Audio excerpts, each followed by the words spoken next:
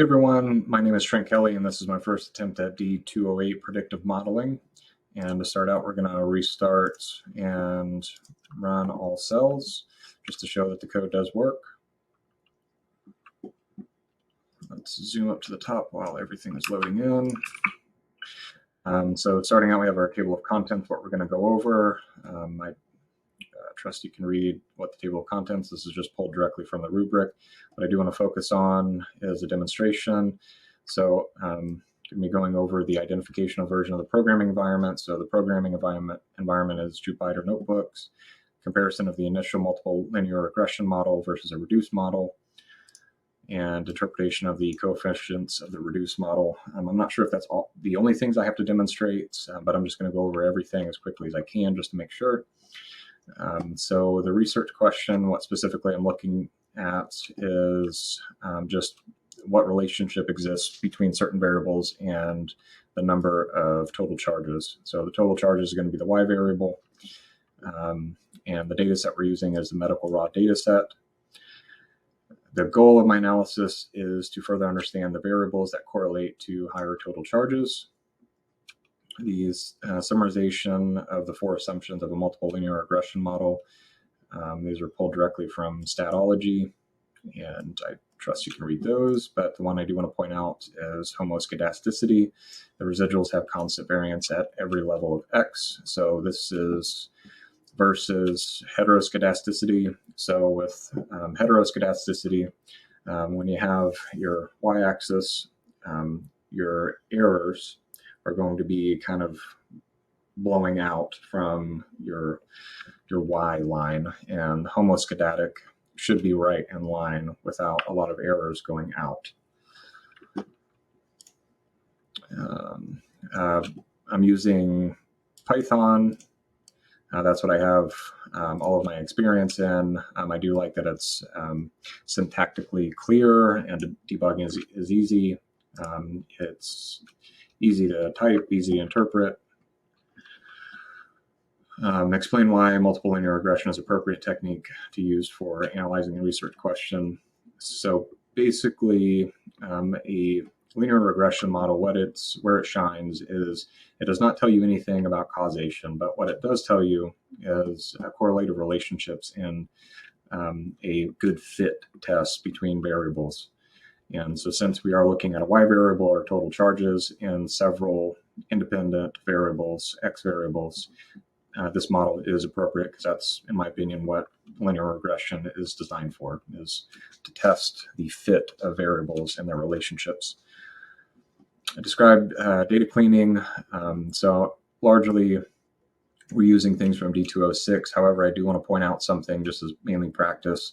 When I was doing my null fills, I used means to fill those nulls, and I didn't realize until I was demonstrating my project that was an issue. It didn't get kicked back, so I left it alone, but I did want to practice and fix that moving forward in this. But we're renaming 1 through 8 to be consistent with the data dictionary, identifying duplicates and looking for outliers. And so this is importing our libraries with our shorthands. And I did import 2 different CSV files. So the original, just for comparison, which I'm about to go into, and then the D206 clean file from D206. So this is the clean data that I did in D206. And when I was presenting, I noticed this big shift or spike. This looked weird to me, but again, it didn't get kicked back to me, so I left it alone. And so I'm looking at just the nulls. And so we have several nulls present. We're specifically targeting the income because that's just what I selected. And so this is the original data set, how it plots, much different than this. So there is something going on. So I have artificially introduced artifacts to this and made outliers because of this. So I wanted to fix that. And so I fixed that through doing forward fill. And forward fill takes, if you have a null value, it takes the value before it and it fills it in. So forward fills that null value. and just verifying that it was successful. So all of our null values have been filled. And this is with the forward fill. This looks much more representative of the original data. But the perk is we have more data to work with now. And before we had about 2,500, now we have close to 3,500. Checking for duplicates, I already knew there were none from the previous courses. And looking at outliers with the describe function. And what I look at basically is the minimum and maximum, and I look at the columns to determine what would be normal for these columns, provided what I know about them. An easy one, for example, is age. So 18 is reasonable, 89 is reasonable. If we had something like -30 or 180, whatever, that would be unusual. Maybe constitute some additional analysis, maybe outliers to look into. Describe the independent variable and all the dependent variable and all independent variables using summary statistics. So this is where I officially declare my independent variables here. My dependent variable is total charges. And the summary statistics I use is the describe function that we just saw up here. And I just defined what those statistics mean. And univariate and bivariate visualizations, again, declaring my x variables. So we have one dependent y variable and 13 independent x variables. Therefore, I'll have 14 univariate plots and 13 bivariate plots. Univariate is looking at a single variable and just counting it, how frequent it is, what its count is. Bivariate is looking at your y variable versus an x variable. So here's total charges, age, income, go down to bivariate. Here's a bivariate. So this is taking an x variable versus a y variable and comparing them. And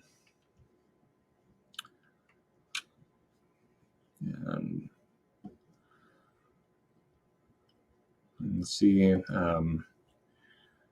pie charts for these. And the ones I know I'm going to have to come back to are complication risk, because there are 3 responses here.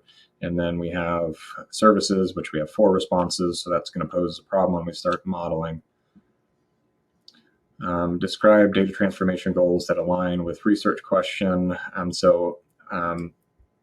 found this out later on in my analysis that overweight was not only we had this 0.709 in there when we were looking for a 0 to 1, but they were being stored with this extra 0.709. So I know I needed to change that, and so I took any 0.709 and made it a 1, because technically there is a response there. It's not 0, and the definition does not provide what that could be.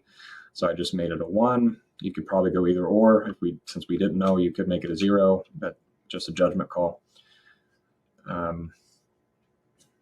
And then we change anything that was a yes or no response and made it a binary response to 0 or 1. And so this is before we took this out.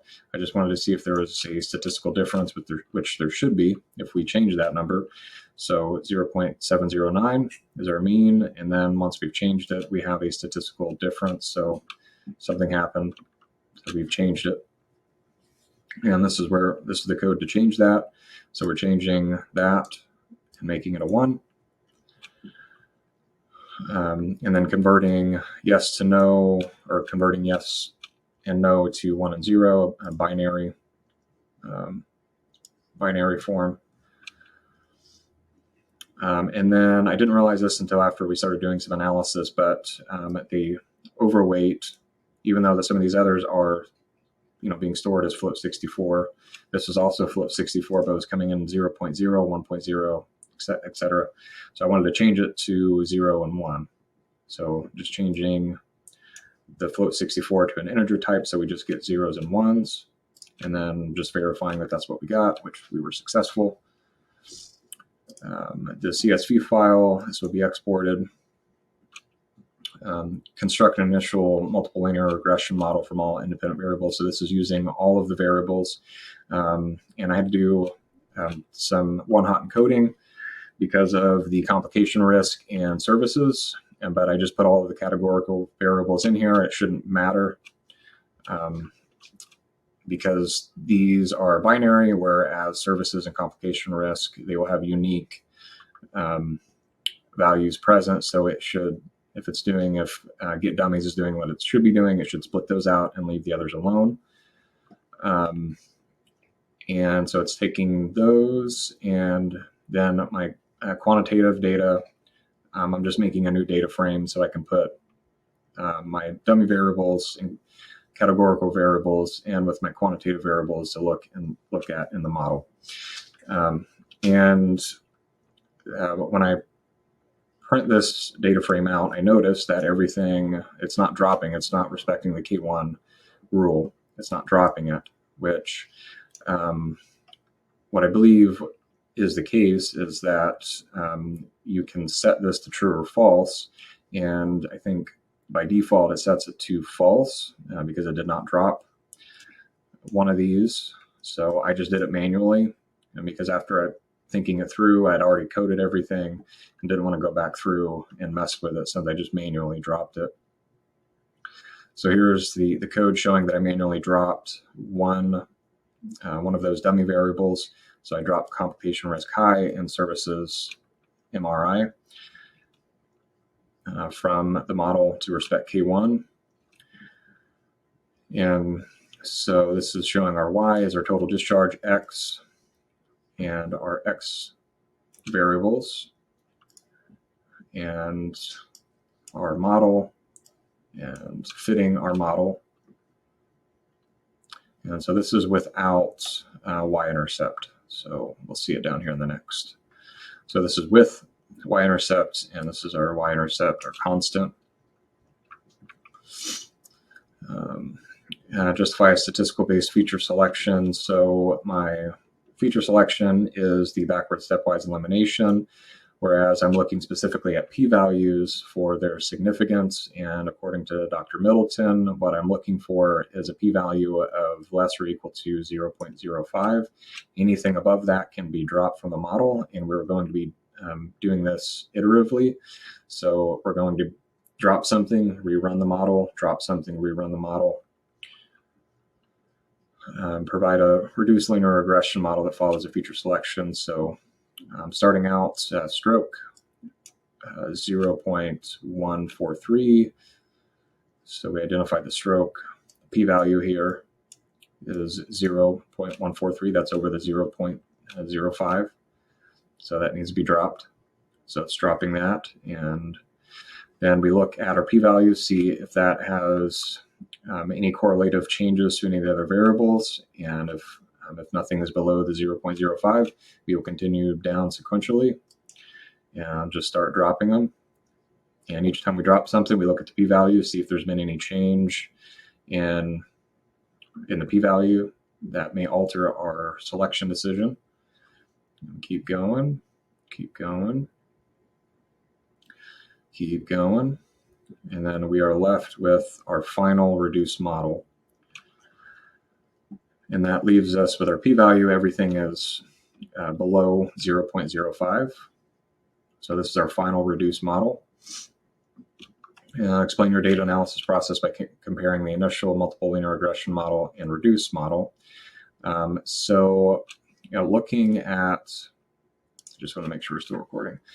So looking at the two models, what I noticed is that our R squared values and our F statistic were identical. I was a little disappointed by that. I expected there to be a change. With the R squared value, that factors in the amount of variables that you put in the model, and that can arbitrarily inflate the R squared number. But the adjusted R squared does not take that into account. It's a much truer reflection of the variable fit for the model. So what that tells me, at least what I believe it tells me, is that we don't have a unique model. With the fitted model, it's the same as the unfitted model. So you could technically use either model because we don't have a statistical difference between R squared. However, with the R squared and adjusted R squared, they are very high, almost, 94%. And so that tells me that the variables that we have selected for this model, that these are a good fit, that these variables are a good fit for this model. But why didn't they drop when we started dropping variables? There could be some explanations for that could be explored. One could be that the variables that were selected and dropped just were not statistically significant to the model enough to change that number. It could be the amount of data that we have. We have a large amount of data. I would say we have over 10,000 rows per column. That's a decent size. Or it could be the amount of data that's present with insignificant variables to the model. So there could be a combination of things and why that didn't change. Let's see what else. And then the F statistic is 0 for both models. This would indicate that both models are statistically significant, which again tells us that our fitted model is not uniquely significant. So this just brought the unfitted and the fitted model back just to compare the two, just so I could look at the two side by side. And then just looking at variance inflation factor for I always mess this word up. Multicollinearity. Geez, it's going to mess my flow up now. So everything is close to 1, so we don't have to worry about multicollinearity with these variables. They're very low, so good to go there. Provide output and all calculations for the analysis you performed, a residual plot in the model's a residual standard error. So here's a standard error, and they are very similar. So that also tells me that statistically they are not unique.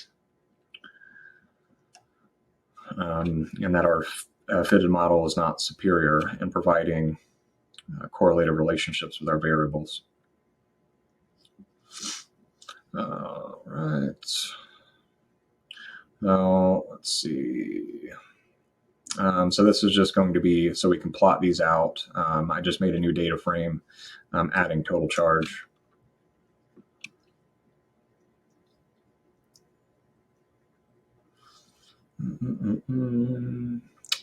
Okay. So here's our plots, residual plots. And what we'd be looking at for this is homo and hetero skedasticity. And again, we'd be looking for something that kind of V's out, which I don't see it with any of these. And what also makes this difficult is that these are binary, 0s and 1s. So it's hard for me to extrapolate exactly what's going on because we're not going to have a lot of variability within the data that we're looking at.